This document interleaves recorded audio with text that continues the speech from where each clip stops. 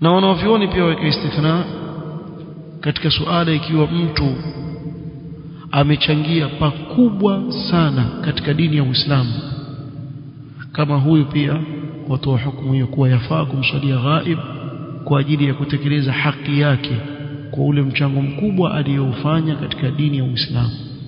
Nitawapeni mfano.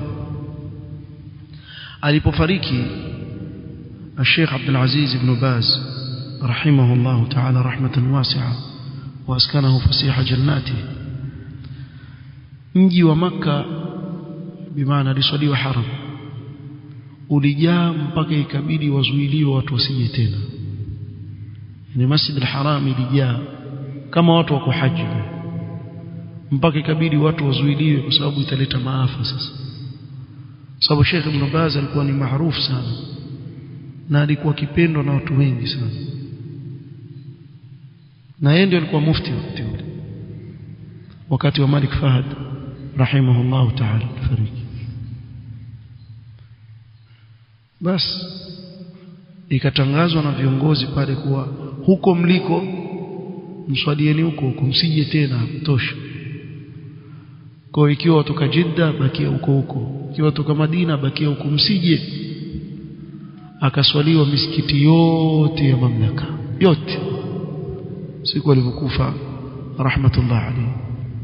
Na kweli Sheikh Ibn Baz ana mchango mkubwa sana katika Uislamu, lau kama watu wangelikuwa wajua. Lakini utaweza ikiwa mtu hajui, yeye mwenyewe hajui fadhila, atakiri kwa watu wa fadhila zao. Kuna baadhi ya watu hawajui fadhila wao, hata ukawafadhili vipi pia hawajui fadhila. Hasa usije ukaniambia lakini makhurafi la mahalla lahu min al-i'rab, watu wahesabu wao waona mashia wachana nao, wana chuki zao binafsi. Lakini tutazungumza kwa Waislamu kwa ujumla,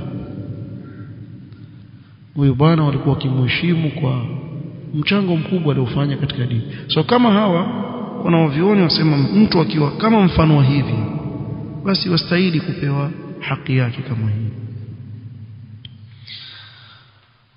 طيب